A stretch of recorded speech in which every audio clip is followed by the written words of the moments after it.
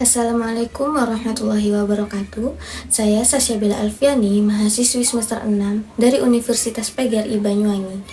Program Studi Bimbingan dan Konseling. Di sini saya akan menjelaskan mengenai pendekatan psikoanalisis Sigmund Freud. Sigmund Freud adalah seorang psikolog dan neurolog Austria yang dikenal sebagai bapak psikoanalisis. Sebuah teori tentang struktur dan fungsi pikiran manusia serta pengaruhnya terhadap perilaku. Nah, berikut adalah ringkasan biografi singkat tentang Sigmund Freud.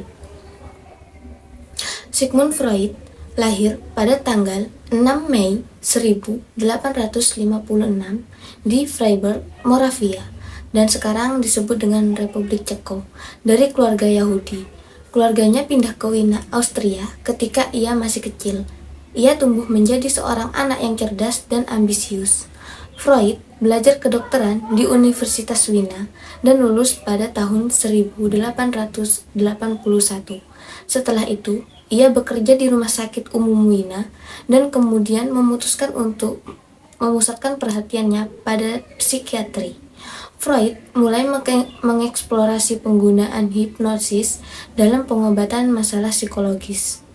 Freud meninggal pada tanggal 23 September 1939 di London, Inggris, setelah melarikan diri dari Wina selama Perang Dunia Kedua.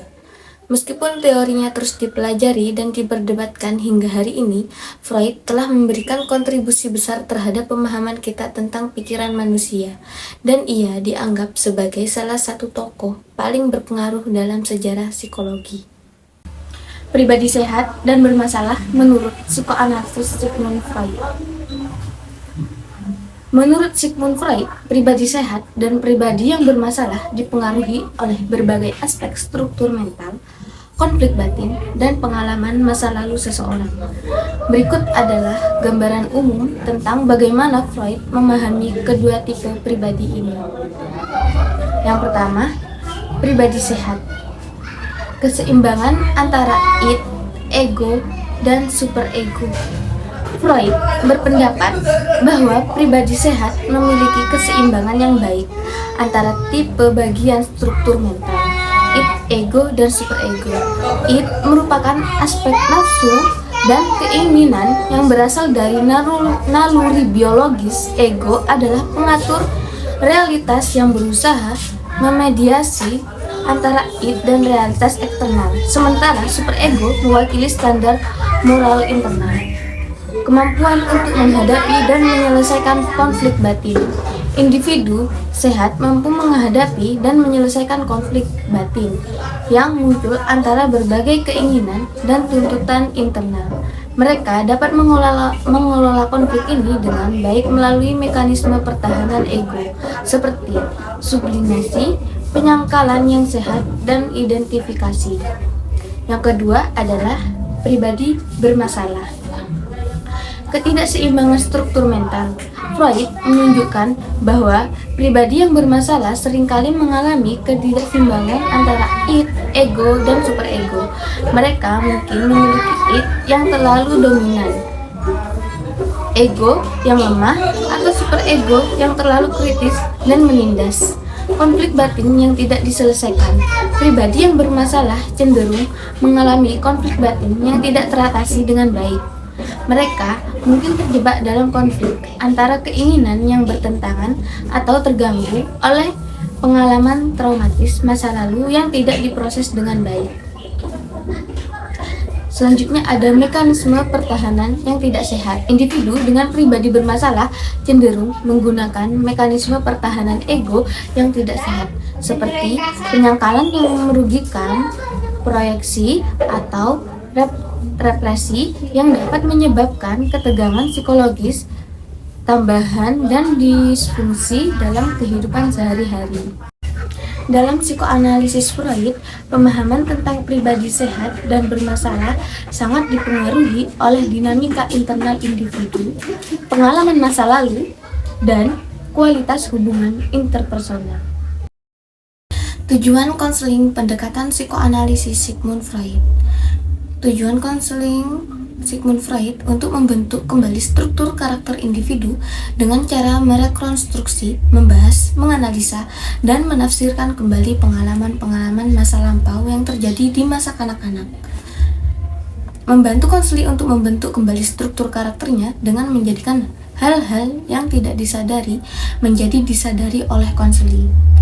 Secara spesifik, membawa konseli dari dorongan-dorongan yang ditekan atau ketidaksadaran yang mengakibatkan kecemasan ke arah perkembangan kesadaran intelektual. Menghidupkan kembali masa lalu konseli dengan menembus konflik yang ditekan, memberikan kesempatan kepada konseli untuk menghadapi situasi yang selama ini ia gagal mengatasinya. Selanjutnya, peran konseli dan konselor dalam konseling pendekatan psikoanalisis Sigmund Freud. Dalam pendekatan psikoanalisis Sigmund Freud, peran konseli atau klien dan konselor, yaitu terapis, adalah sebagai berikut. Yang pertama, peran konseli atau klien. Nah, konseli memiliki peran utama dalam proses konseling psikoanalisis karena mereka adalah subjek yang memerlukan bantuan dan dukungan untuk mengatasi konflik batin dan masalah psikologis mereka. Tugas konseli adalah untuk mengungkapkan pikiran, perasaan, dan pengalaman mereka dengan jujur kepada konselor. Ini mencakup mengingat dan menceritakan pengalaman masa kecil, serta memahami perasaan atau pikiran yang mungkin tidak disadari sebelumnya. Konseli juga bertanggung jawab untuk berpartisipasi aktif dalam proses konseling, termasuk menganalisis dan mempertimbangkan pemahaman diri yang dihasilkan dari sesi konseling, serta menerapkan wawasan tersebut dalam kehidupan sehari-hari. Dan yang kedua adalah peran konselor atau terapis.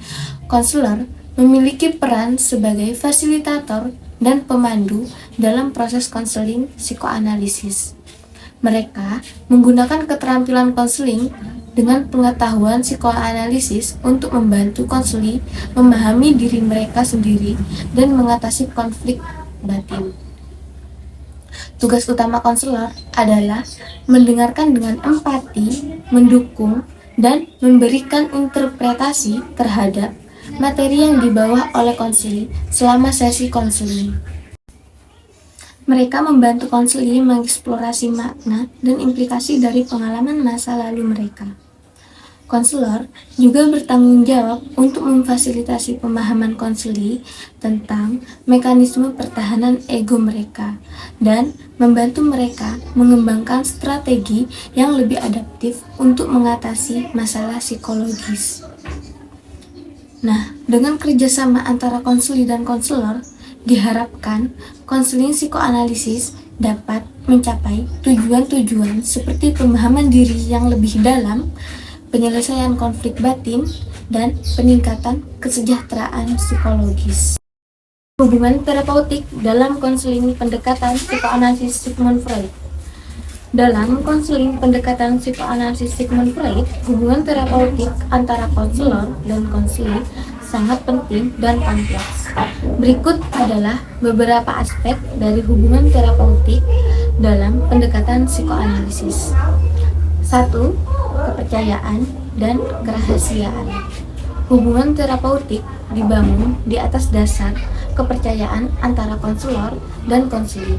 Konselor harus menciptakan lingkungan yang aman di mana konseli merasa nyaman untuk membuka diri dan mengungkapkan pikiran, perasaan, dan pengalaman pribadi mereka. Kerahasiaan adalah aspek penting dalam menjaga kepercayaan ini. Yang kedua, transferensi dan kontratransferensi. Dalam konseling psikoanalisis, hubungan terapeutik seringkali dipengaruhi oleh fenomena transferensi dan kontratransferensi. Transferensi adalah penyalihan perasaan dan emosi konseli terhadap konselor, seringkali berdasarkan pengalaman masa lalu. Kontratransferensi adalah respon emosional konselor terhadap transferensi konselor. Konselor harus menyadari dan memahami fenomena ini untuk membantu konseling mengatasi konflik batin. 3. Keterbukaan dan refleksi. Konselor harus menjadi teladan keterbukaan dan kemandirian yang dapat mempengaruhi konseling untuk menjadi lebih terbuka dalam proses konseling. Konselor juga harus menggunakan keterampilan refleksi secara efektif untuk membantu konseling memahami makna dan implikasi dari pengalaman dan perasaan mereka. 4. Analisis terhadap hubungan.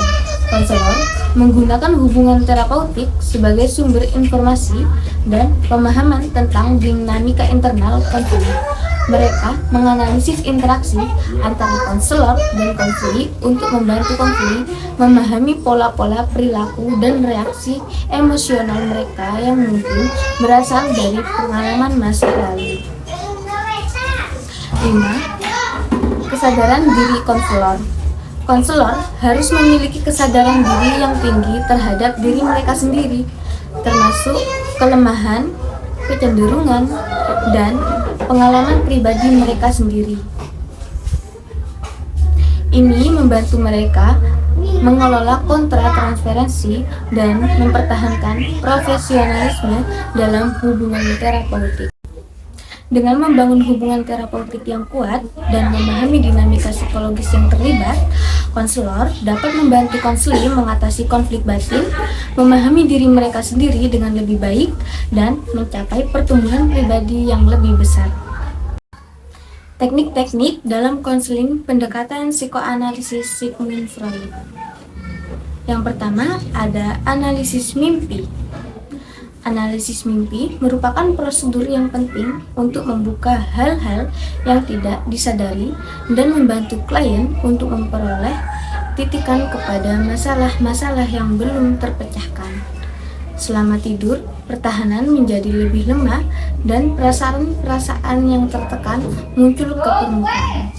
Freud melihat bahwa mimpi sebagai royal road to the unconscious, di mana di dalam mimpi semua keinginan, kebutuhan, dan ketakutan yang tidak disadari diekspresikan.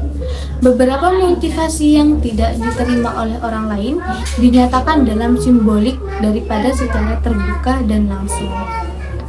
Yang kedua, asosiasi bebas. Konselor memerintahkan klien untuk menjernihkan pikirannya dari pemikiran sehari-hari dan sebanyak mungkin untuk mengatakan apa yang muncul dalam kesadarannya. Yang pokok adalah klien mengemukakan segala sesuatu melalui perasaan atau pemikiran dengan melaporkan secepatnya tanpa sensor. Metode ini adalah metode pengungkapan pengalaman masa lampau dan penghentian emosi-emosi yang berkaitan dengan situasi traumatik di masa lalu. Asosiasi bebas adalah satu metode pengungkapan pengalaman masa lampau dan penghentian emosi-emosi yang berkaitan dengan situasi traumatik di masa lalu. Hal ini dikenal sebagai kataris. Kataris secara sementara dapat mengurangi pengalaman klien yang menyakitkan, akan tetapi tidak memegang perasaan utama dalam proses penyembuhan. Sebagai suatu cara membantu klien memperoleh pengetahuan dan evolusi diri sendiri, konselor menafsirkan makna-makna yang menjadi kunci dari asosiasi bebas. Selama asosiasi bebas, tugas konselor untuk mengidentifikasi hal-hal yang tertekan dan terkunci dalam ketidaksadaran. Urutan asosiasi membimbing konselor dalam pemahaman kaitan klien, membuat peristiwa-peristiwa konselor memanfaatkan materi kepada klien, membimbing ke arah peningkatan titik dalam dinamika dirinya yang tidak disadari. Yang ketiga, analisis transferensi atau pemindahan. Transferensi muncul dengan sendirinya dalam proses terapeutik pada saat di mana kegiatan klien masa lalu yang tak terselesaikan dengan orang lain, menyebabkan dia mengubah masa kini dan mereaksi kepada analisis sebagai yang dia lakukan kepada ibunya atau ayahnya ataupun siapapun. Dan yang keempat ada interpretasi. Interpretasi adalah prosedur dasar yang digunakan dalam analisis asosiasi bebas, analisis mimpi, analisis transparansi, Prosedurnya terdiri atas penetapan analisis penjelasan dan mengajarkan klien tentang makna perilaku dimanifestasikan dalam mimpi, asosiasi bebas, resistensi, dan hubungan terapeutik itu sendiri. Fungsi interpretasi adalah membiarkan ego untuk mencerna materi baru dan mempercepat proses menyadarkan hal-hal yang tersembunyi. Interpretasi mengarahkan kritikan dan hal-hal yang tidak disadari klien. Hal yang penting adalah bahwa interpretasi harus dilakukan pada waktu-waktu yang tepat, karena kalau tidak, klien dapat menolaknya. Ada 3 hal yang harus diperhatikan dalam interpretasi sebagai teknik terapi. Pertama, interpretasi hendaknya disajikan pada saat gejala yang diinterpretasikan berhubungan erat dengan hal-hal yang disadari klien. Kedua, interpretasi hendaknya selalu dimulai dari permulaan dan baru menuju ke hal-hal yang dalam dapat dialami oleh situasi emosional klien. Ketiga, menetapkan resistensi atau pertahanan sebelum menginterpretasikan emosi atau konflik. Meskipun pendekatan psikoanalisis Sigmund Freud memiliki pengaruh yang besar dalam bidang psikologi dan konseling, namun juga mendapat kritik yang signifikan. Beberapa kritik terhadap pendekatan psikoanalisis Freud antara lain: 1. Keterbatasan empiris. Salah satu kritik utama terhadap psikoanalisis Freud adalah kurangnya dukungan empiris yang kuat untuk teorinya. Banyak aspek psikoanalisis seperti teori tentang libido, kompleks Oedipus, dan konsep alam bawah sadar sulit untuk diuji secara empiris atau diverifikasi dengan metode ilmiah yang ketat. 2. Kesesuaian konteks budaya. Beberapa ahli mengkritik psikoanalisis Freud karena kurangnya kesesuaian dengan konteks budaya yang beragam. Konsep-konsep seperti kompleks Oedipus atau teori tentang seksualitas anak-anak mungkin tidak relevan atau dapat diinterpretasikan secara berbeda dalam budaya yang tidak mengikuti norma-norma Barat. 3. Fokus pada seksualitas dan agresi. Psikoanalisis Freud sering dikritik karena terlalu terfokus pada peran seksualitas dan agresi dalam perkembangan kepribadian manusia. Beberapa ahli berpendapat bahwa pendekatan ini tidak memperhitungkan peran faktor-faktor lain seperti lingkungan sosial, genetika, atau pengalaman masa kecil yang berbeda. 4. Pentingnya konsep alat bantu. Beberapa kritikus mempertanyakan validitas dan relevansi konsep-konsep psikoanalisis seperti kompleks Oedipus atau interpretasi mimpi yang seringkali bergantung pada asumsi-asumsi yang tidak terbukti atau sulit dipahami secara objektif. 5. Kehilangan kebaruan. Meskipun Freud membuat kontribusi yang signifikan pada masanya, beberapa ahli berpendapat bahwa psikoanalisis telah kehilangan kebaruan dan relevansinya dalam menghadapi tantangan psikologis dan sosial yang berkembang dengan cepat dalam masyarakat modern. Meskipun mendapat kritik, pendekatan psikoanalisis Freud tetap menjadi subjek penelitian dan perdebatan yang aktif dalam bidang psikologi dan konseling. Beberapa ahli melihat nilai dalam konsep-konsep psikoanalisis, sementara yang lain mencari integrasi dengan pendekatan-pendekatan psikoterapi yang lebih baru dan terbukti efektif. Sekian penjelasan dari saya mengenai pendekatan psikoanalisis Sigmund Freud. Saya ucapkan terima kasih. Wassalamualaikum warahmatullahi wabarakatuh.